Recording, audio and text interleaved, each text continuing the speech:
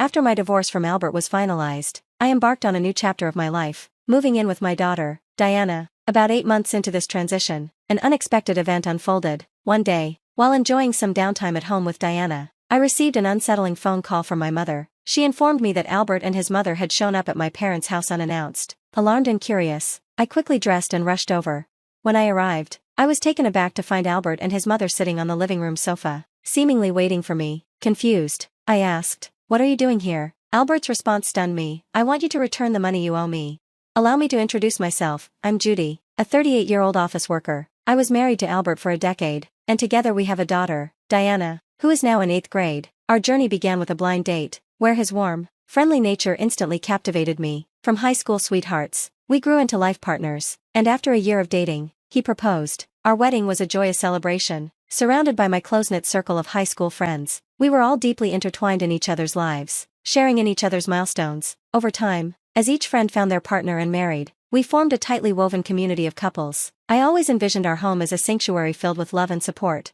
As we matured, our group transitioned from carefree singles to married adults, and soon I announced my pregnancy. Before long, my friends followed suit, and we evolved into a circle of mothers, navigating the joys and challenges of parenthood together. It felt as though we were riding the waves of life side by side, and I believed our bond would last a lifetime. I cherished my dual roles as wife and mother, alongside my passion for my career.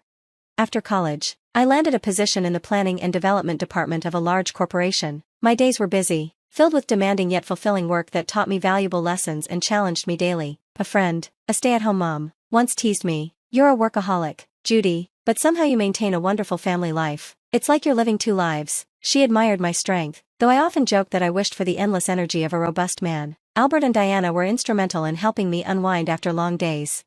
Returning home, I was greeted by Diana's cheerful, "Oh mommy, welcome home." Her youthful enthusiasm and warm hugs melted away my fatigue. After Diana was born, Albert transitioned to part-time work at a local cafe, taking on the bulk of the responsibilities, like picking her up from school and preparing dinner. This arrangement not only supported my career but also meant I returned to a freshly cooked meal, a tremendous relief. Albert's thoughtful cooking allowed me to relax and recharge. Evenings were a cherished ritual. Diana and I often took baths together, chatting about our days and sharing little stories. These simple moments brought immense joy and fulfillment. My life balanced professional achievements with home life bliss, all thanks to the unwavering support of Albert and Diana. Their encouragement fueled my passion for work, and together we crafted a busy yet rewarding life, proving that with the right support, one could have it all. As my career flourished, I earned a promotion, bringing new responsibilities and longer hours. By then, Diana was older and more independent, understanding the demands of my job. Albert also increased his hours at the cafe, immersing himself in the world of coffee. Lately, I've been exploring various coffee shops, savoring their unique beans. Just today, I brought home some beans and cakes from a new bakery I discovered, eager to enjoy them together over coffee with Albert, who had developed a passion for roasting and experimenting with different beans at work. His coffee was exceptional.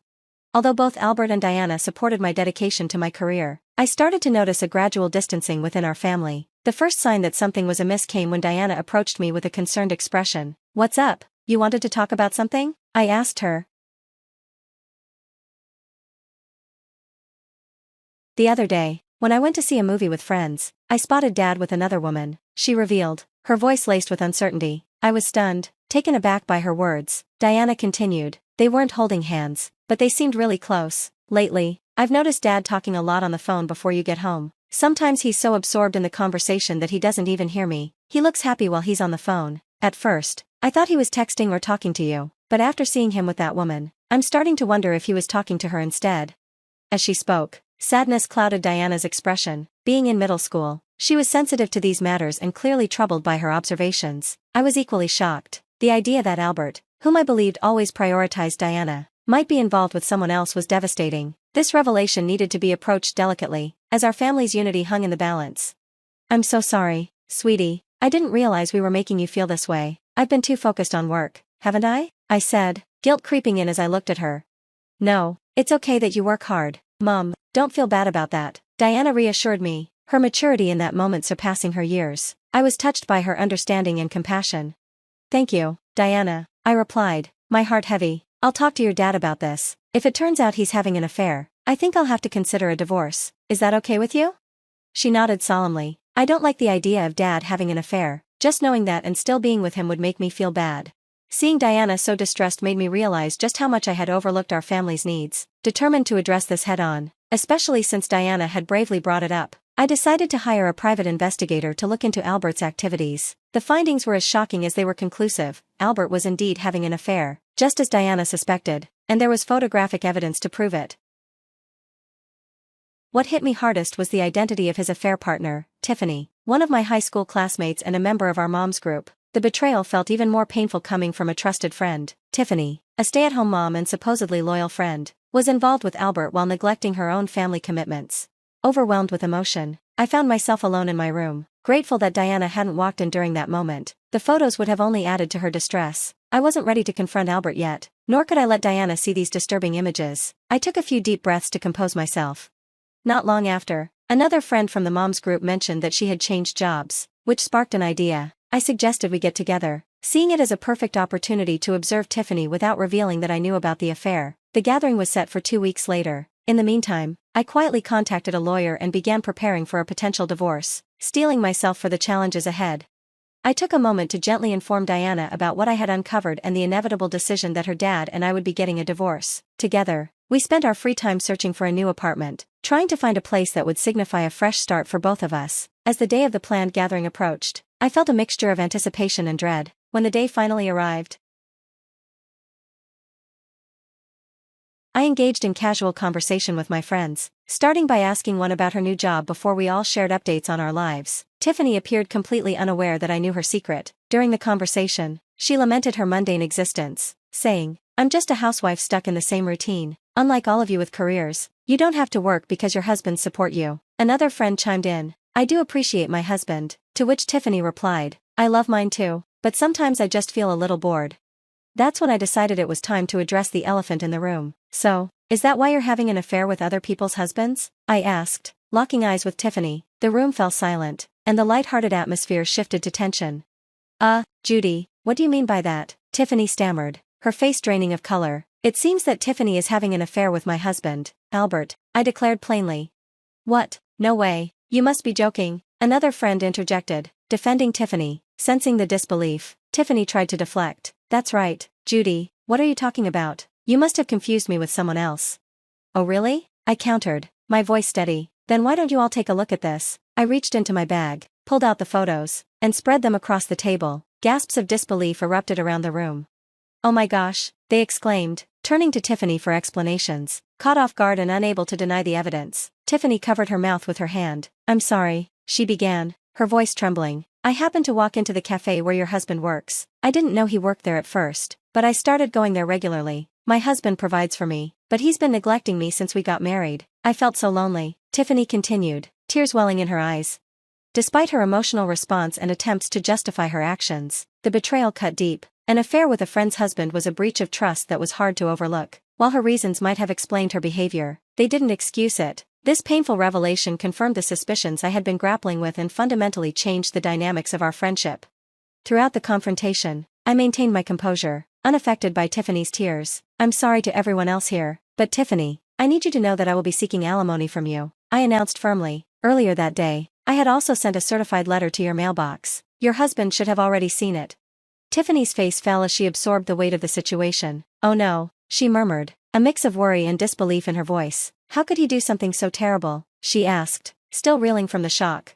"It's far worse to have an affair with a friend's husband, especially when you're married. And are you making our affair public? How could you be so cruel? You acted like a good friend while cheating on me. And no, it's not just about exposing Tiffany. How could you do that to her family?" I retorted. "It's ridiculous," I continued, my tone resolute. "People who have affairs seem to think that as long as the other person doesn't find out, it's not a big deal, but what you did was wrong, and it all needs to come to light as part of your reckoning. That's why I'm going to divorce you and seek alimony and child support."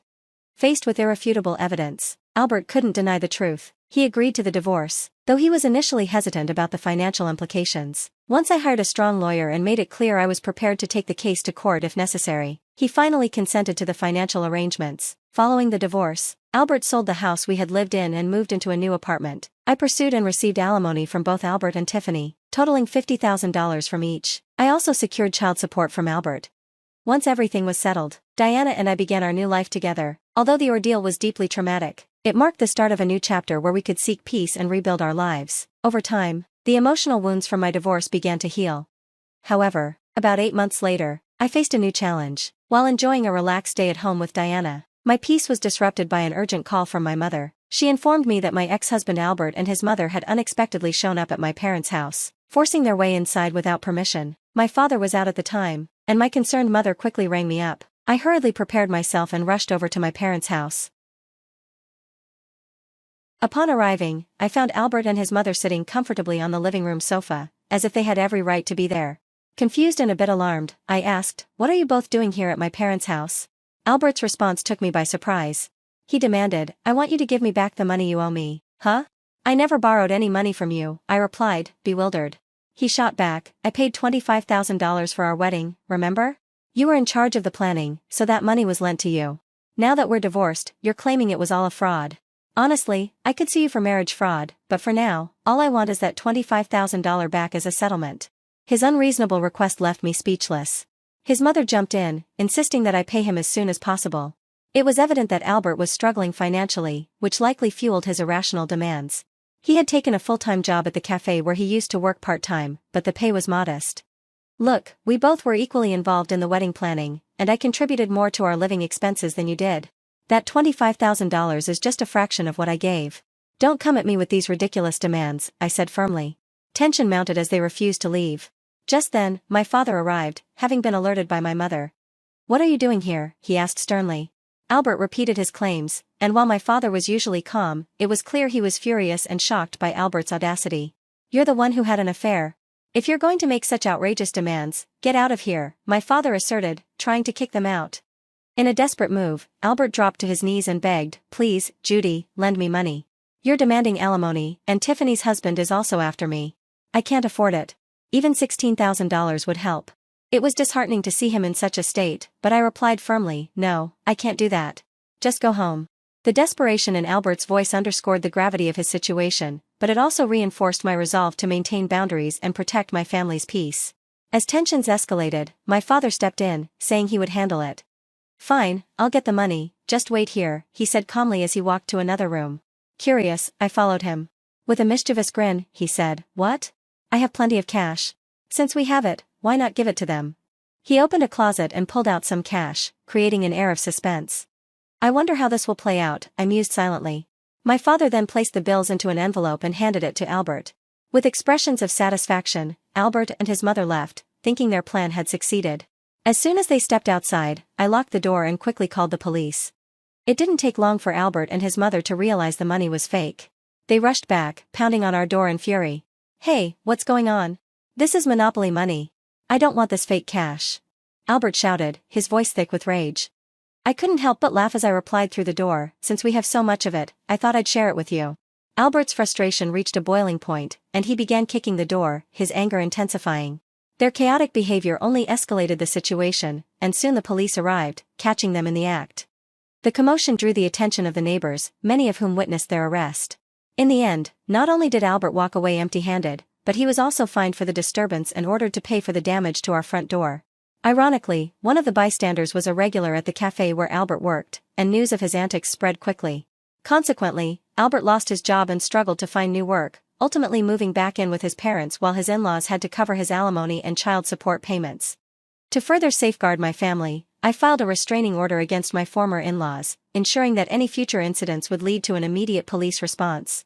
Now, life is more peaceful and fulfilling. I am dedicated to working hard and enjoying the time spent watching my daughter, Diana, grow up.